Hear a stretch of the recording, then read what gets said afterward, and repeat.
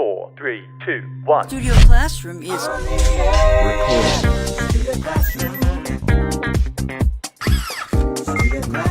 Please stand by.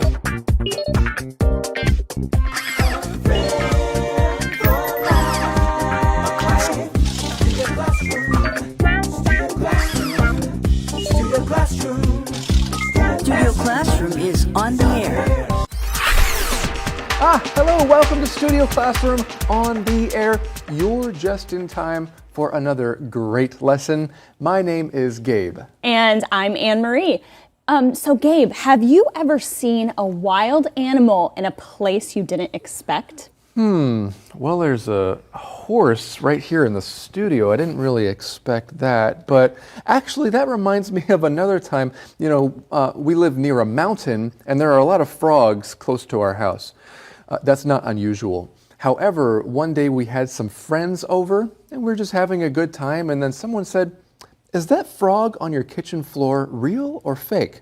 We said, "We have no frogs." There was a frog in your house. There was a frog in our house on the kitchen floor. It wasn't a really small frog either. It had nice long legs. It was a really beautiful frog, and it was hopping all over the place. That is definitely seeing a wild animal in a place you wouldn't expect. Exactly. And today we're going to learn about some animals in a place people might not expect for them to be in a lesson called The Spanish Mustangs of North Carolina. Well, friends, today is a great day to learn something new. Let's do that together.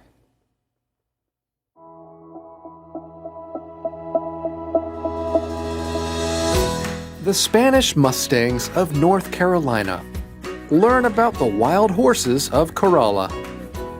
Someone once wrote, "Horses make a landscape look more beautiful." The wild horses of Corolla, North Carolina, certainly add to the area's beauty. They are quite a sight to see. It is believed that the horses first arrived on the Outer Banks in the 1500s. No one is quite sure how they got there. Some say that they were brought on Spanish ships and later abandoned when the Spanish left the area.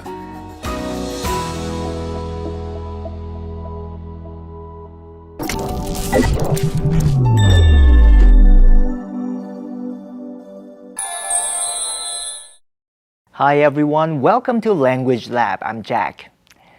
今天要看的第一个字是名词 landscape。landscape 的意思是陆地上的风景景观。例如 The landscape was covered with snow. 这片土地上的景观都被雪覆盖了。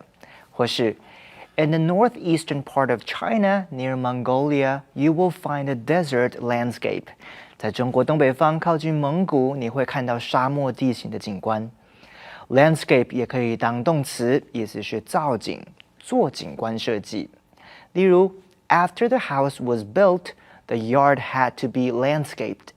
房屋盖好后，必须做庭院的景观设计。接下来我们来看 a sight to see 这个名词片语，意思是奇观或是令人惊叹的景象。譬如说 Grand Canyon is quite a sight to see as you look down into it. 你由上往下俯瞰大峡谷，景色十分壮观。或是 The Russian ballet performance of The Nutcracker is quite a sight to see. 俄罗斯的胡桃钳芭蕾舞剧的演出令人惊艳。或是 The ice sculptures at the Harbin Ice and Snow Festival are quite a sight to see. 哈尔滨冰雪节的冰雕令人惊叹。Okay, let's get back to our teachers. Well, thank you very much, Jack. Okay, friends, let's learn about these Spanish Mustangs of North Carolina. And yes, earlier you did see this lovely creature in our studio here.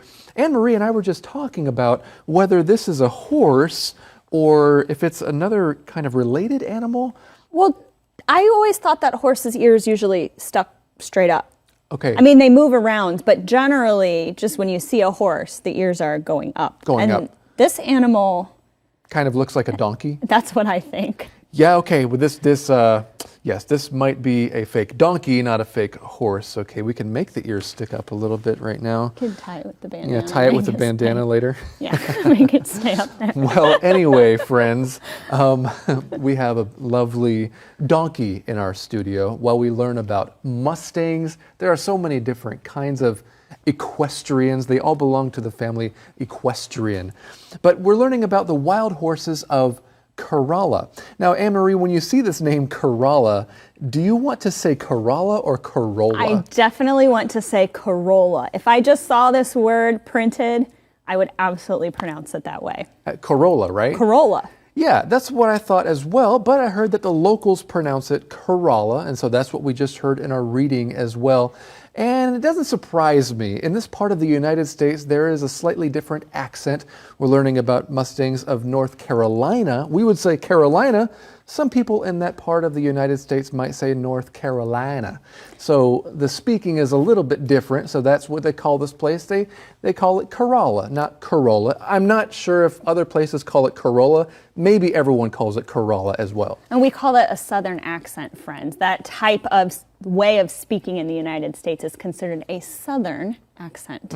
So we are learning about these horses here, and something interesting we see right away that I agree with, you probably agree too. Someone once wrote, "Horses make a landscape look more beautiful."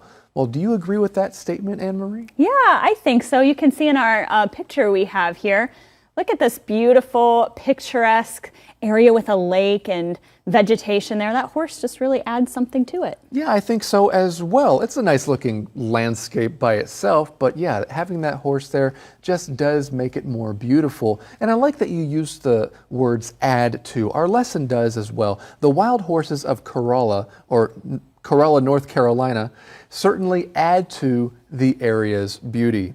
Now, the use of the words add to here really mean contribute to. So a place is beautiful, and this makes it even more beautiful. This is a common thing that we say in speech as well. If you say something or you're explaining something, or maybe you're in the middle of a conversation, a question you can ask the person you're talking to is, do you have anything to add? We're not talking about adding in items here. We're talking about adding content or adding ideas. That's right. So you can add something to a meeting, for example. Does somebody have anything they would like to add? And of course, in our lesson, we're talking about the phrase add to and how horses add to an area's beauty. They are quite a sight to see. We're going to see the word quite again in a few sentences. And so let's talk about that word quite. Here, they're quite a sight to see. That means to a significant degree. And later, the word quite is used to express something you're uncertain about. You're not quite sure about something. In this instance here, the word quite could be thought of as the word very. They are a very exciting or a quite the sight to see. That's right. But let's go to something else here. It is believed that the horses first arrived on the Outer Banks in the 1500s. Now let's talk about how to talk about years, especially centuries here. The 1500s, that is any time between 1500 and 1599.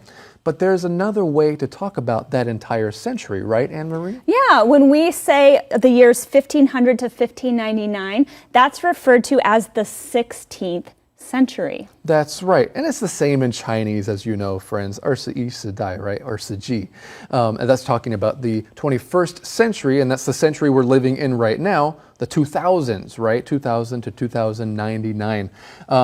So if we're talking about 1500 to 1599, that's the 16th century. Later on this month, we're going to learn about William Shakespeare, who lived at the turn of the century. Have you heard that phrase before? I have. That just means that it's when the centuries, you could say, are switching over. So going from one century to the next. Exactly. So he lived in the late 1500s to the early 1600s. That's at the turn of the century. Well, we read on here, no one is quite sure how they got there. There's that word quite again to express uncertainty. Some say that they were brought on Spanish ships and later abandoned when the Spanish left the area. Well, right now, since we've been talking about horses so much, I think it's a good time to go to our info cloud and learn about some horse-related phrases. Ooh.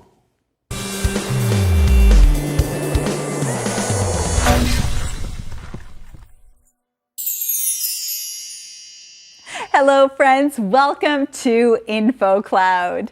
Today we are going to learn about some expressions using the word horse. You mean the animal, horse? Yes, exactly. English speakers love to use animals to describe things in very interesting ways. I heard about a very difficult idiom that has the word horse. Don't look a gift horse in the mouth. That's a little hard to understand for non-English speakers. Can you explain what that means? Yes, my pleasure. Don't look a gift horse in the mouth means that you should not criticize or question a gift that you receive from someone. Oh, like when we receive a gift, we should be thankful about it instead of doubting the value of the gift, which is rude. That's right.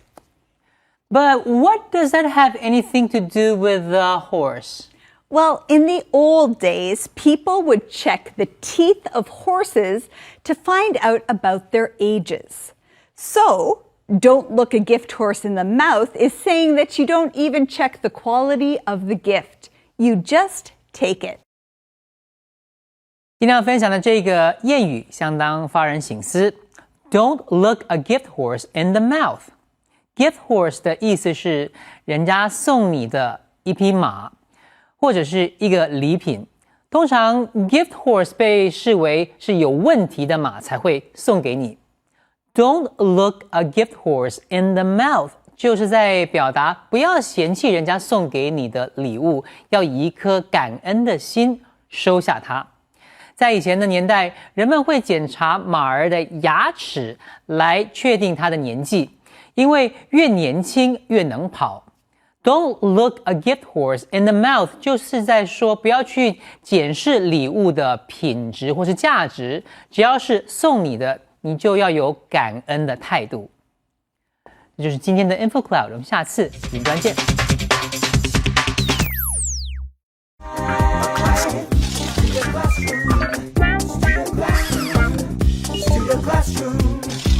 Studio Classroom is on the air. Welcome back. We've been learning about some wild horses on the east coast of the United States, which are quite a sight to see. But the thing is, nobody is quite sure how they got there. However, our lesson calls them Spanish Mustangs, which means they came from Spain? Some say they were abandoned. That would be quite sad. Well, how many Mustangs are there anyway? That's what we're going to find out in the next part of our lesson.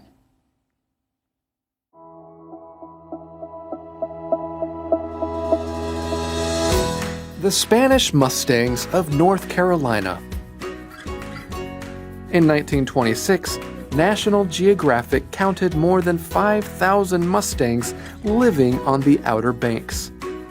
But as the beautiful coastal area became popular, the horses' habitat decreased, and so did their numbers. Today, there are only about 100 wild Mustangs in Corolla. These small but mighty horses have survived the region's intense heat and coastal storms for centuries. Modern-day tests have proven that these wild horses are of Spanish origin. The horses are completely unique to the Corolla area and cannot be found elsewhere. "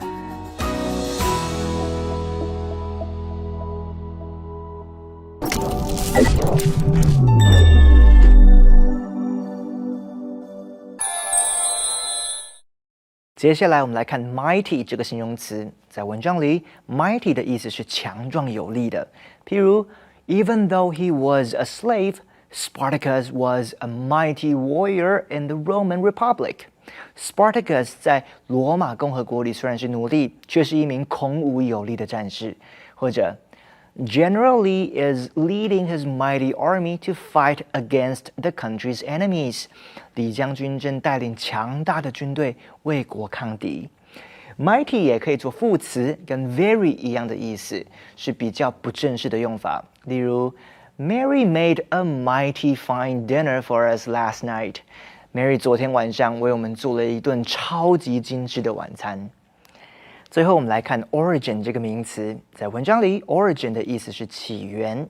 例如 ，Down through the ages.There have been numerous discussions about the origin of the universe.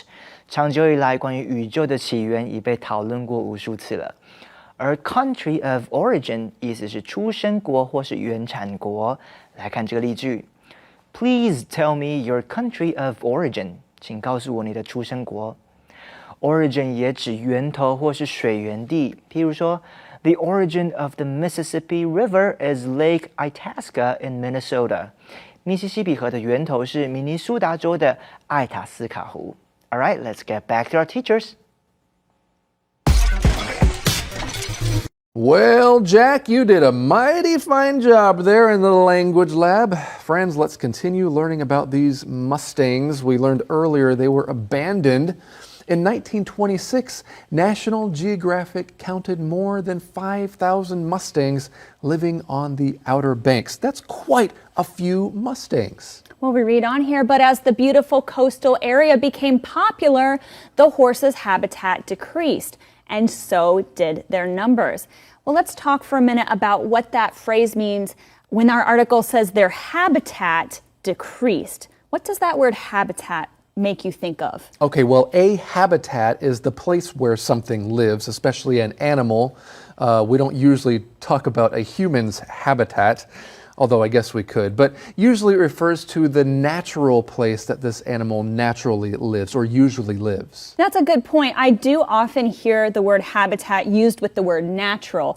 For example, the forests in North America are brown bears' natural habitat. That's the place where you can usually find them. Exactly. Earlier I talked about how we found a frog in our house.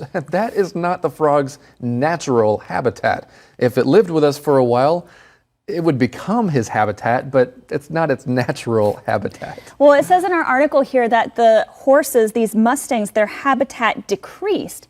And we read on here, it says, today there are only about 100 wild Mustangs in Corolla. 100 is not a very big number, is it? I know, it's such a small percentage. We would say such a tiny fraction of the horses that were there in 1926. And I'm guessing, we learned earlier that they were abandoned in the 1500s, so maybe there were even thousands more before 1926. That's a good point. Yeah, right. Anyway, we continue here. These small but mighty horses have survived the region's intense heat and coastal storms for centuries. That means for several hundred years. But we see something here in this sentence that's kind of interesting, friends, and that is the phrase to survive.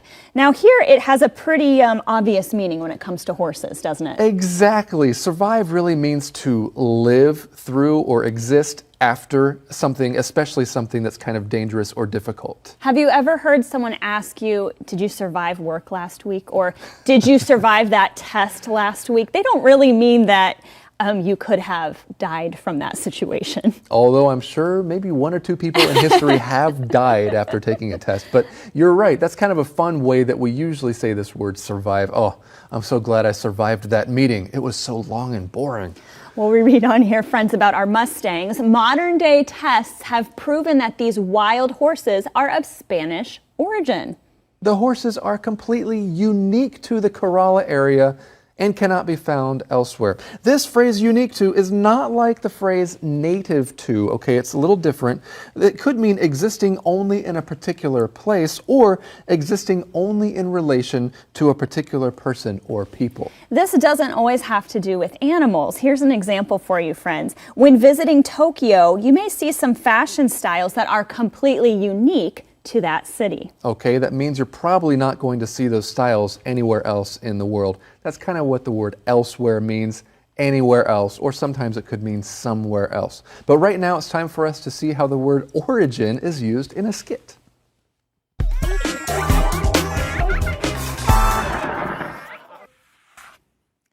paper. Paper. Paper is very useful, isn't it? Yes, it's used for books and newspapers and signs. And you can draw on it too, and fold it and cut it out in shapes. That's right. Who invented paper? It was invented by the Chinese. That's the origin of paper. Oh, yeah. Fireworks. Oh, fireworks are really fun. They're colorful and loud. Yes, they are. So, who invented fireworks? The Chinese invented them. Their origin is China. Oh, what do you know about kites? Kites. Yes. The Chinese were the first to fly kites. So, the origin of kites was China? That's right. So, paper, fireworks, and kites all have their origin in China. Yes. And so did a lot of other useful inventions. Wow, Chinese people are very clever and smart. Yes, we are. Yeah, you are. All right, friends, do you have any experience being around horses? Have you ever ridden a horse? What was it like? Was it different than you imagined, and how? Jack, what do you have to say about this? Have you ever ridden a horse? Oh, yes, I have. Yeah? I was very lucky. I was in America. I went to a horse camp. What? For 2 weeks. But you're a human. I'm a human. How old were you when you did that? I was 14. I was 14 when I wow. did that. Oh, cool. Yeah, we had to take tests about riding horses. Oh, wow. And then, yeah, we had to take care of our own horse.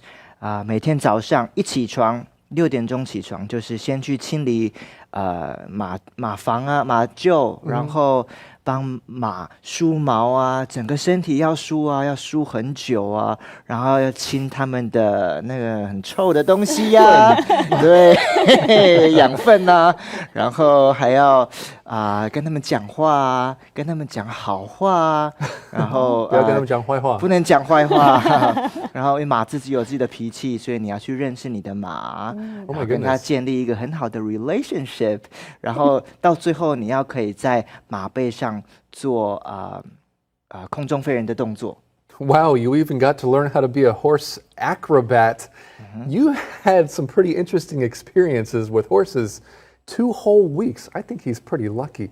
Anne-Marie, what about you? Yeah, well, when I was growing up, my grandpa actually had horses, so I was able to learn how to ride when I was pretty young. And I even showed horses at the fair for a few years, too. What does that even mean? You showed horses at a fair? So the judges will look to see how the horse is positioned and how you sit on the horse and if the horse is well taken care of. And you get judged based on your posture and things like that. Oh, you guys are so lucky. I've ridden a horse like maybe twice in my life. And I have to say, I was like really scared to get on the back of the horse. They're big. Even though there's a saddle, right? But the horse starts galloping. That means going as fast as he can. Have you guys ever ridden on a horse while it's galloping? Oh, yeah. Yes. Okay.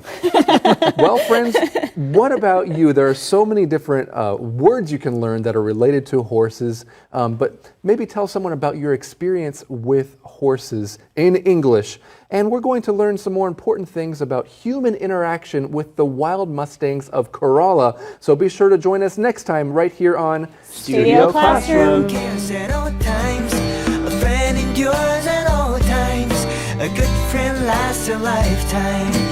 I am so proud to have you in my life. A good friend lasts a lifetime.